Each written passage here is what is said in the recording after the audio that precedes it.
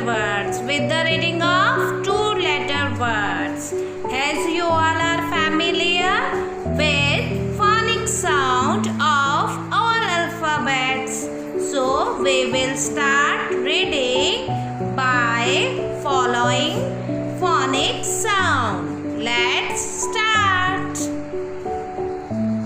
A says A. A says A. N says Na. N says Na. When we put them together, we will say An. An. An. Our next letter is At. A says A. T says T.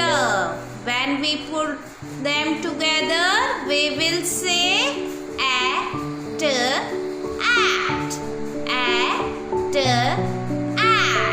Our next letter is A says A.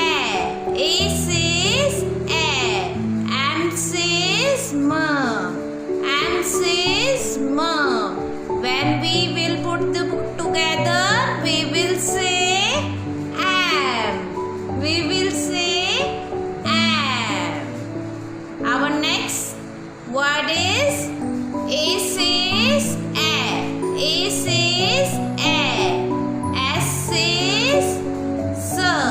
S says S. When we put them together, we will say as. We will say as. These are your two-letter words. Okay? Two-letter words. Okay? Yes. Keep on revising these words